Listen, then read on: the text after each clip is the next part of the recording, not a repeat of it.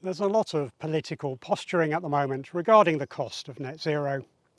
We are seeing a lot of pushback on all of the changes being made to the way our society uses energy and how it is sourced. These changes are based on ideology, the opponents say, rather than on sound economic or scientific practice. We are all being made to pay for this ideology, forcing households into financial stress. Well, that's an interesting perspective. If it's true, then surely we should face that, be honest about the costs if we are not currently doing so. Well, today I want to tackle that, or at least one part of it. I have investigated the costs, in this case of renewable electricity generation. I've listened in detail to the arguments being made, considered them carefully, and so I can present my findings for you now. If that's of interest, then stick with me. Hello everyone, I'm Andrew. Thanks for joining me on the electric transition. I've seen a number of podcasts and discussions recently about the cost of net zero. Opponents of the transition wanting to inform us of some of the bits that the government are getting wrong. There are several people who are very concerned about the electricity system, which is surely a backbone of the electrify everything ethos. If we are building an electricity system that is too expensive, then moving everything to use electricity will simply cost working families a fortune, driving them further into fuel poverty, and that's not going to work. There are numerous opponents wanting to discuss this subject, appearing in podcasts and news segments about the cost of our energy, but a couple appear frequently. The first is Professor Sir Dieter Helm, a British economist and Professor of Economic Policy at the University of Oxford. I've watched a number of his talks and podcasts, listening with interest to his point of view. I think it's fair to say that he is very critical of a lot of the current net zero policy, both here in the UK and further afield. What I think is a bit unfortunate about his style in all of the interviews I have seen is that he spends almost all of his time being negative. He wants to talk a lot about all of the things that are wrong with policies without really talking enough about how to fix them for my liking. However, what is perhaps most important about what he says in relation to this video is that he broadly agrees that net zero must be achieved. His concern is not doing it, but that we must be honest about the cost of doing so. He says that the costs of our energy are making us uncompetitive in a global economy and that our policies are largely to blame for this, which he says is something we urgently need to fix. The second person who we hear a lot from in this space is Catherine Porter, an independent energy consultant who has experience of physical and financial electricity, gas and oil markets. Catherine founded the What Logic blog in 2016, which has since expanded to offer consultancy. Catherine has her own YouTube channel and releases interesting explanations of how parts of the energy sector work, both gas and electricity, explaining important concepts in a way that allow the general public to understand them. In contrast to Sir Dieter Helm, Catherine never mentions emissions and whether she considers them important. Instead, she seems to believe that any change to the energy system is dangerous. Not only is it not a good idea, but that any move from gas is a bad thing. One of the changes I would like to see her make is to state her position on emissions. That will give us useful context with which to consume her content, to understand whether she considers those emissions in any way important. But one of the things she has said a couple of times is to do with the cost of electricity generation from gas and how that compares to generation from renewables.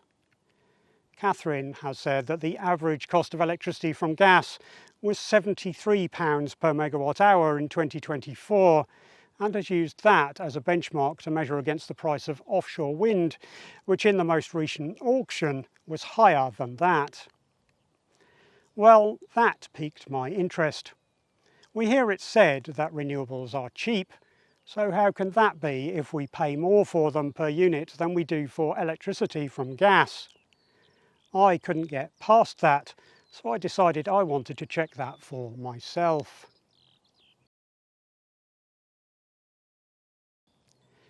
First, I started by trying to corroborate that price of electricity from gas. Catherine rarely, if ever, quotes any sources, so it can be hard to confirm the data she is providing, and this cost sounded cheaper than the prices I had heard in the past. Sadly, these detailed costs are something that can be difficult to confirm. A lot of the electricity we use is bought on the wholesale market, which uses a bidding system to determine the generators used for each half-hourly settlement period. Each generator offers the electricity they can generate at what is called the marginal price. That's the amount of money they require to generate each megawatt hour. Offers are accepted in merit order. In other words, the cheapest generators are chosen first, with each generator selected in order of increasing marginal price until the demand for that period is met. This ensures that we get the electricity needed for the least money possible. While I am here, I will briefly mention that the amount all of the generators are paid is the price of the most expensive generator in that period, a system known as pay as clear. Some people get caught up in the use of that mechanism, saying that makes our electricity more expensive than it should be. However, I wouldn't worry about that if I were you. This is how electricity markets work the world over. It's not unique to the UK. And that is because economists are sure that this is the best method of determining prices for commodity trading. Pay as clear encourages people to bid the lowest prices they can. The price they are paid is rarely one that they can directly affect and therefore game, and accurately represents the lowest they can accept, ensuring a true merit order. The one downside to this wholesale market approach, in terms of us understanding it anyway, is that the bids are not visible to us. Knowing what other generators will bid would give a competitive advantage to any company gaining access to that information, so the bids are not made public and we can't use them for calculations. For this reason, it can be a little difficult to know exactly what generation from any one fuel source costs. It's not something I have found any good data for. Having said that, it can be at least estimated by experts who can use the input costs to try to determine approximately what it is and provide us a range. Sure enough, if we Google it, we can find such an estimate for the cost of electricity from gas in 2024. I'll come back to the source of that information in a minute, but sure enough, it says it's between £73 and £76 per megawatt hour. That's what we were expecting based on what Catherine had said. However, we need to be slightly careful with that figure as it's in 2024 money. And we need to be a bit mindful of inflation when discussing energy. The next set of data I'm going to use for calculations are quoted as prices in 2026, not 2024. So I'm going to inflation adjust these figures using the Bank of England inflation calculator. Once we've done that, we know that the cost of electricity generated from gas in 2026 would have been in the range of £77 to £80 per megawatt hour. I say would have been because of course the price of gas has gone up this year as a result of the war in Iran and the closure of the Strait of Hormuz. However, hopefully that's going to be a fairly rare event, an anomaly in the long term, so I'm going to try to ignore that in our calculations today. So we have our reference price of generation from gas. Now we need to calculate the same for renewables.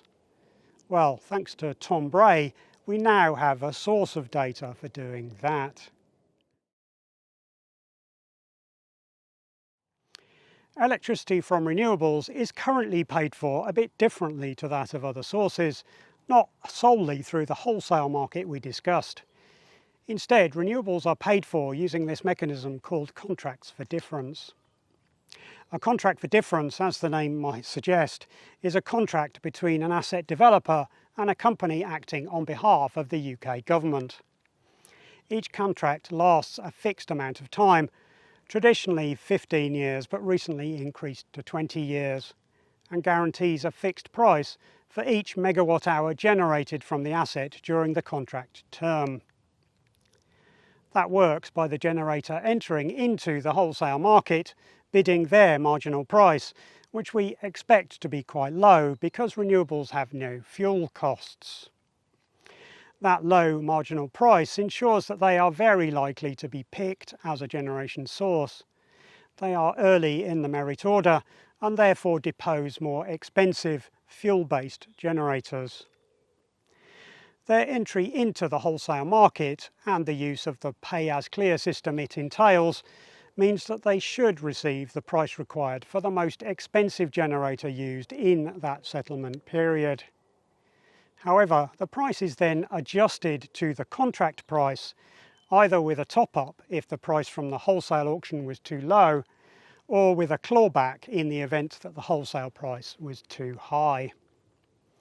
Therefore, the renewables generator always gets paid the contract price, and so we can stop thinking about the intricacies of the wholesale market for those generators and instead do maths on the prices awarded via the contracts. Unlike wholesale bids, those contract prices are public and made available to us via the website of the Low Carbon Contract Company, which is the source that Tom Bray showed in a recent video of his. Tom also has a YouTube channel. I'll include a link to that in the video description. He talks about low carbon technologies of many forms and renewables generation.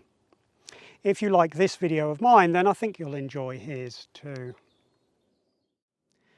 What is handy about the Contracts for Difference register that is made available to us is that there is detail about each individual contract, including the type and capacity of the asset involved and the strike price. That's the name of the price they are paid. That price is shown in its original value at the time of negotiation, as well as the current price paid this year. Because the register tells us current prices in 2026 money, we can talk like for like with other prices from other sources and largely avoid messing with inflation. This is why I adjusted the price from gas. From this point on in the video, unless I say otherwise, assume that everything is in today's money and we'll avoid the confusion that might arise from inflation. For clarity, I should call out that this is not the official method of talking about contracts for difference. You usually talk in 2012 or more recently 2024 prices. However, the Contracts for Difference register seems to mix 2012 and 2024 baselines at the moment.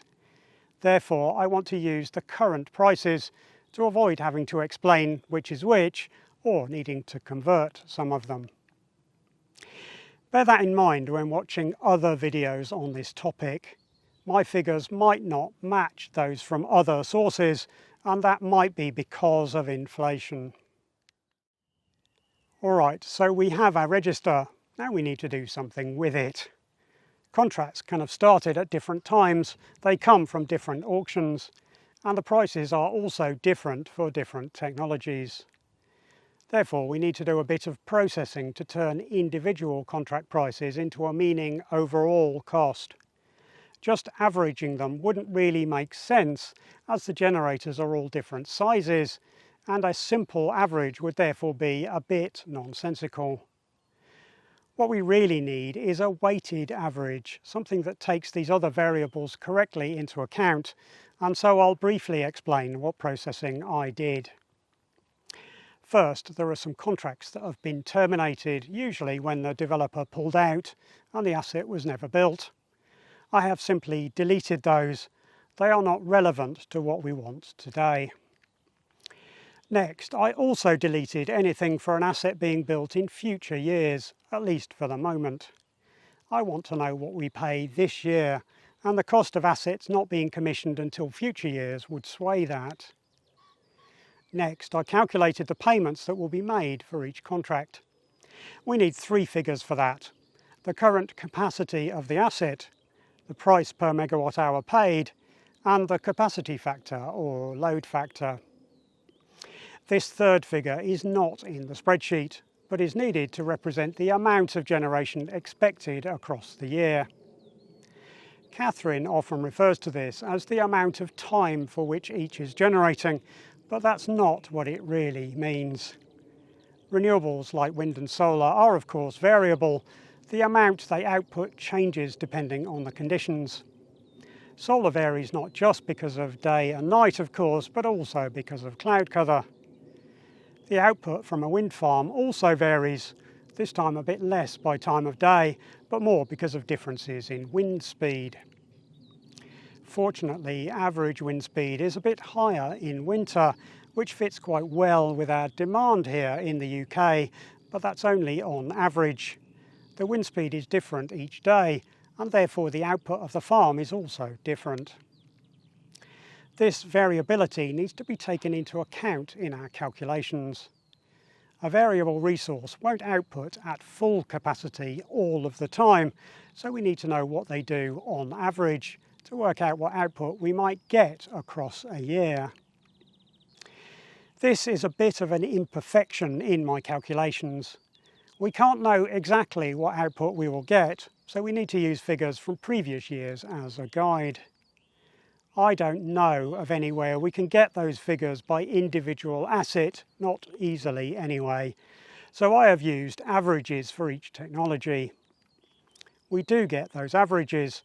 Those are made available to us in the Dukes data. Dukes is the digest of UK statistics on the government website, and the last published set are for 2024 rather than 2025. That is imperfect, but good enough. Okay, with those figures we can calculate approximately how much energy will be generated under each contract and how much we pay against each. Summing each of those up, then dividing total paid by total generation, we get our weighted average.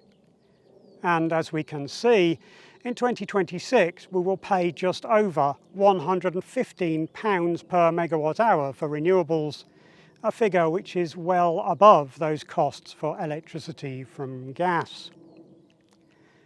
Okay, interesting. That very much seems to say that these opponents of renewables are right. We are paying more for renewables than for electricity from gas. But wait, I think there are a few problems with that statement. There are a few bits of context that we need to take into account here, some nuances we need to consider. First is that source from which I obtained the price of electricity from gas. Let's actually look at that. It's from an organisation called the Energy and Climate Intelligence Unit. That's a non-profit that supports informed debate on energy and climate change issues in the UK. The price is mentioned in a couple of their articles, and they have something to say that is relevant to the discussion.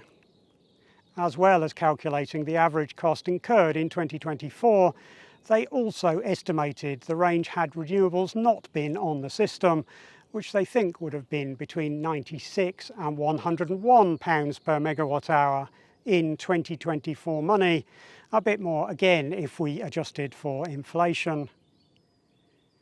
We have to bear in mind that this is a complex debate. There is no single soundbite that shows one thing or another. There are other factors at play. In this case, it's that renewables have decreased the cost of electricity from gas. How can that be? Well, think back to how the wholesale market works. Generators are selected in merit order. In other words, the cheapest generators are chosen first. The reality is that those prices all vary by generator. There is no single price of gas. Each generator costs a different amount. Gas generator prices vary, both because of operational and fuel efficiencies. More because of fuel than operational efficiency, probably, but the point is that they vary. And what renewables have done is push the more expensive gas generators off the grid for some of the time. And that happens more and more as more renewable projects come online. And that is a trend that we can expect to continue. I think that context is important in the discussion. The gas price is lower than it would be without renewables, so we have to use those 2024 figures with that in mind. Now, I'm not going to change the figures used for comparison. That gas price is what we paid, but just bear in mind that there is more to the system than just this one price I am showing, and there's more to say on that later too. That's the first problem, but it's not the only one. Secondly, we need to be careful to ask ourselves whether we are comparing like for like. Let's think about the goal for a moment. The idea here is that we electrify everything, that we move away from oil, away from petrol and diesel, and away from gas. Little by little, of course, but we transition away. Electricity is only one of the sources of energy we use, and currently a fairly small one. But that means its use will grow over time. As the transition happens, we need more electricity to make up for less energy coming from fossil sources. It's not a one-for-one replacement as it happens, but the point is that electricity demand will grow. If that is the case, then we need to build new generation for this new demand. We could build gas, and to some extent we are, but we have chosen to mostly build renewables. If we did build lots of gas, what would that cost? Well, we can get that, or something similar to it, from the report entitled Electricity Generation Costs 2025. The spreadsheet that forms Annex A gives us those figures. The price varies by load factor. In other words, if we use it less than we did in the past, it costs more per megawatt hour, but the range is between £111 and £147 per megawatt hour. I think we should ask ourselves whether we've been using the right costs for comparison. Should we compare new renewables against existing gas generators, or should we measure them against new gas generators built to cope with new demand? Well, that's not really for me to say. Both are right in a way, and I'm going to leave it to you to decide. All I am going to do is to show both, so you can do your own comparisons. However, with both on the screen, we can see that the cost of renewables is significantly higher than the cost of generation using existing gas facilities, and the cheapest of those gas facilities, remember, but in the range of the costs of new gas generators.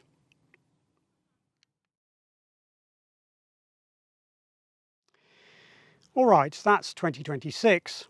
However, you'll remember that I deleted the rows associated with some future contracts, ones which haven't been commissioned yet. Maybe we should look at those too. When we build an electricity system, we're not really building it for today, not this year, but for years into the future. Let's have a quick look at what happens in the future based on those missing rows.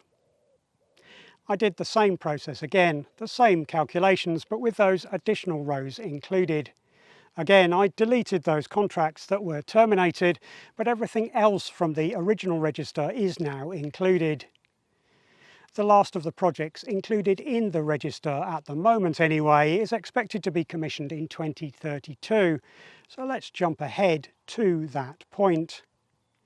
To be clear, things will change between now and then as there are more allocation rounds coming, more auctions and more projects to be added to the register.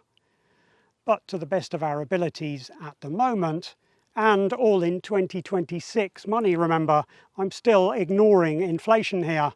We can see that in 2032, our renewables are looking cheaper than they do in 2026.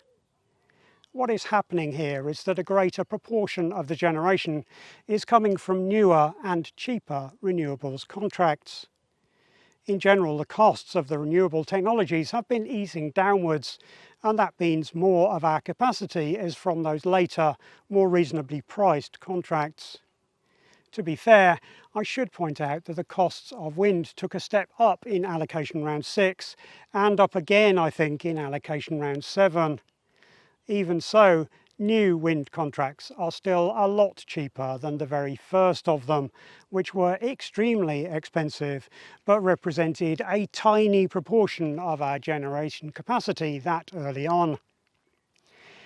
Here is a graph showing the spread of capacity by price for 2026, with each price rounded up to the nearest £5. I don't want to be accused of making them look cheaper after all.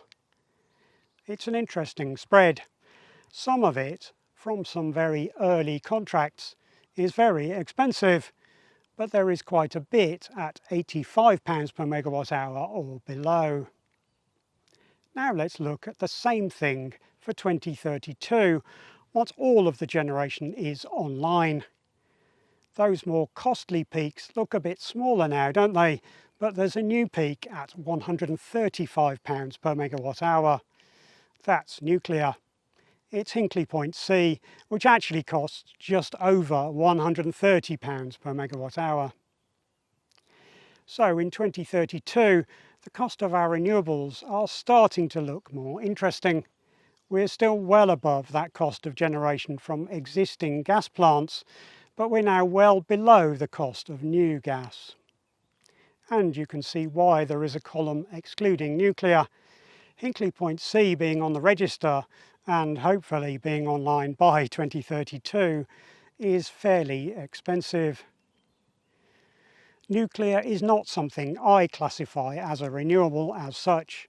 It's more of a traditional generator and very useful because of that, of course. But I want us to see its impact on prices from here on out.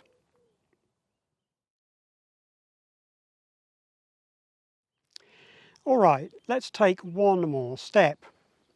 Something starts to happen in 2032 that makes things change again. Remember, these are not subsidies for life. Subsidies is a word that Catherine uses a lot, but instead we could refer to them as repayments over a fixed term. In 2032, some of those early fixed price contracts come to an end. However, the assets do not just go away. The design life of wind and solar generators is generally 20 to 25 years.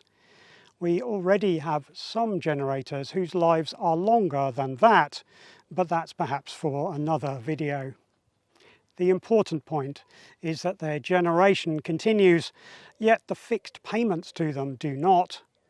Those subsidies, or perhaps repayments, are gone and we're onto lower prices.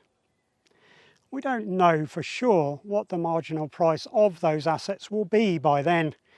Remember, that's commercially sensitive, so what I've done now is do a few different scenarios for 2036, 10 years from now. These are, I should point out, simplifications at this point. The marginal price will of course vary by generator. They won't all be the same as I have modelled, but I want to keep things simple this far into this quite long video. Here in scenario 1, I have set the marginal price to the cost of building new assets from allocation round 7. This models a method known as repowering, where you decommission the old generation and commission new assets. That seems to represent terrible value to me. Although the new generation is more efficient, the existing grid connection remains limited. Therefore, when you repower a site, you generally aren't going to get more generation, despite the more efficient tech used. Instead, you just get lower maintenance costs. Hopefully, this is the least likely scenario. The assets should be good for longer than the contracts, so this is our worst case scenario for 2036. Again, the prices including and excluding new nuclear are shown, and this is why. Nuclear being quite expensive skews the figures more and more, and so again you can look at prices with or without, it's your choice. What we see is that with nuclear, renewables are still more expensive than our baseline cost of existing gas. However, if we exclude nuclear, we now fall into that existing gas range. I think scenario 1 is fairly unlikely, at least if we have our incentives right. We don't want renewables to be demolished at the end of each of the contracts. We instead want to use them at those cheap marginals we know they can offer. What follows, therefore, are 3 more scenarios in which I take a punt at those marginal prices. I don't know what they will be, so we're into unknown territory here for me. Note that the only difference between these remaining scenarios is the prices in 2036. Everything else, bar the notes, is staying more or less the same, so concentrate on the 2036 line. In scenario 2, I've suggested that the marginal prices could be as high as 50% of the new build cost. At this point, there is more maintenance and repair needed, of course, so maybe they could be this high. What we see in this scenario is that with nuclear, renewables are a bit closer to those baseline costs of existing gas. However, if we exclude nuclear, we now fall below that existing gas range for the first time. In scenario 3, I've suggested that the marginal prices might be 25% of the new project cost, just to see how that looks. Now we're getting even closer to those existing gas prices, but nothing major has changed. The costs are lower still, but even now do not compare well with generation from existing gas generators, at least if we are including nuclear. In scenario 4, I modelled the marginal prices being just 10% of the new build cost from allocation round 7. Is this enough to cover the necessary maintenance and repair as well as operation? I'd love to know, but I personally do not at the moment. In this final scenario, if we include nuclear, then renewables fall within the baseline costs of using existing gas generators. Excluding nuclear, renewables are looking very good. Remember, this trend doesn't stop in 2036. Only some of the contracts have ended in this year, so this continues to happen as other contracts expire as well. Prices should continue to fall as we generate more from our renewable assets for their marginal prices. We need to pay enough to cover maintenance and operations, but there is no fuel cost, and the build costs are all paid too.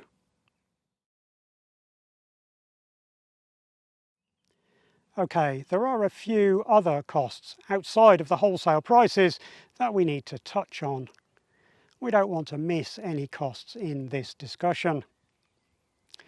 Firstly, let's talk about constraints. Constraints are caused by limitations in the grid, usually the transmission network. These result in the need to curtail some generators, and often that's wind generators, as the most problematic constraint is north-south, in the areas between North Scotland and North England. This is not really a surprise. This was expected, as the build-out of wind ran ahead of the build-out of the grid. It's important to say that this does not make those wind farms useless, but it does reduce the amount of time for which we can use everything they are capable of outputting. The costs of constraints are up in the 2024-25 year we last have full data for. Constraint costs increased by about 10% to £1.7 billion, according to NESO's last annual report. That sounds like a pretty scary number, doesn't it? Once it's in the billions, then it's got to be a lot. However, a little context can help here. I reckon the total value of the electricity market was about £49 billion in that period. So the constraint costs are about 3.5% of that in that reporting year. It is a lot, but it's not like it completely dominates the market. However, constraint costs are due to rise in the next 5 years, and so they do become a concern. The good news is that there is a fix. That's to build more grid to overcome the bottlenecks. The bad news, on the other hand, is that the projects finish a bit later than ideally they would, and so there are a few years in which constraint costs could get quite big. It is temporary, but it is worth facing up to them. They do exist. The second set of costs to consider are the balancing costs. The balancing mechanism is used to keep supply and demand in step and has always had some cost. This is not new as such. However, renewables are variable, as we've discussed, and so the balancing mechanism is now worked a lot harder than before. As a result, that's another area we need to keep an eye on. That same NESO report we mentioned a moment ago also tells us the total balancing costs, which were £2.7 billion that reporting year, up 8% on the year before. Let's give that same context again. That's about 5.5% of the total electricity market value. Again, significant, but not insane. However, importantly, that includes the constraint costs we mentioned a moment ago. It's not in addition to constraints, but a total within which constraint costs sit. Sometimes that isn't made clear, and I wish it was. As with constraint costs, balancing costs are predicted to rise for a period, mainly because of constraint costs, after which they should fall back to about where they are now. As before, it is important to acknowledge these costs. They are real, and they will be high for a few years, with a big peak predicted in 2030. However, as before, the fix is investment in the grid, and they get resolved in a couple of steps as the necessary grid projects all complete. So, the third set of costs to call out, those costs which fall outside of the wholesale prices, remember, are those grid project costs. The network portion of our bill is also up at the moment to start paying for those projects. That too is a real cost, and so I wanted to call that out too. However, in a way, I see those a bit differently. The biggest grid projects, those to resolve those constraints, are largely one-offs.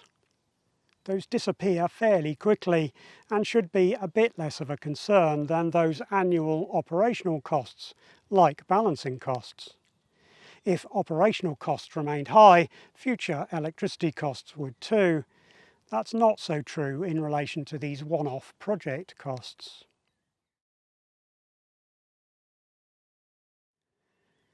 All right, let's start to wrap up. In summary, it's complicated, isn't it?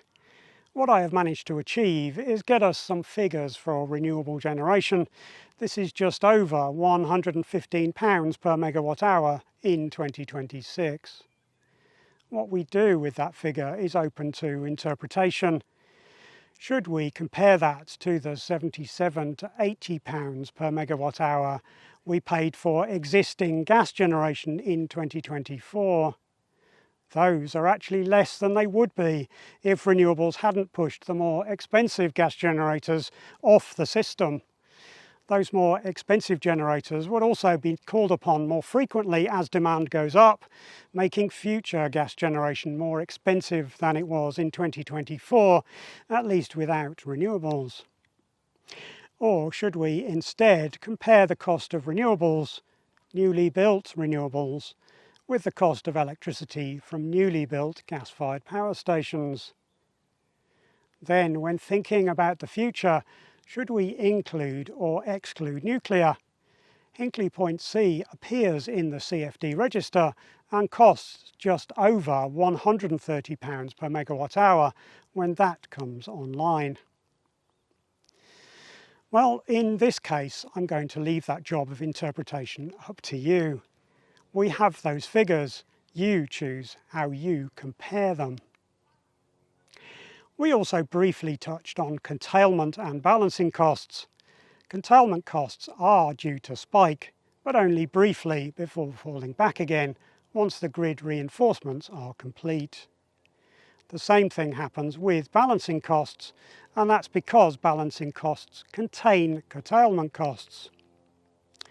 While the balancing mechanism is worked harder by renewables, it's really constraint costs that have the big impact on them. Once constraints are solved, the predictions show balancing costs falling back again too. But there remain some costs we didn't discuss today, ones outside of the electricity system. Remember that there is a cost to doing nothing. Our environment is changing, and the more of it we allow to happen due to the burning of more fossil fuels, and because of allowing more gas to leak into the atmosphere, the more expensive adapting to those changes becomes. Using gas causes changes. In economic terms, there are externalities here, external costs from continuing to burn. We will have to adapt to a new environment in the future, and the more different that environment is, the more expensive that will be. Personally, I think we have to consider that. It has to be part of conversations about energy. It would be lovely to ignore the externalities, but they are relevant to this conversation.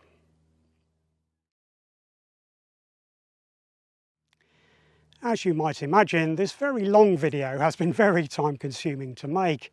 I hope you've enjoyed it and got something from it. If you have, and you'd like to show your support for what I am doing, then there's a link to the Buy Me a Coffee website in the video description. A little donation would be very gratefully received. What's more, if you've liked the video, then it is a big help to me if you click the thumbs up button. And I'd love to have you as a subscriber of the channel if you want to see more from me. Subscribing is free and helps ensure you know about any future videos I make. Finally, I hope to interact with some of you in the comments. I hope a number of you will join in the conversation down there. Tell me what you think about the figures I have created and how you think they should be interpreted. Do you think that we are comparing apples to apples when using the cost of generation from existing gas power stations? Or would you say that using the cost of new gas-fired power stations is more appropriate? Let me have your thoughts in the comments section.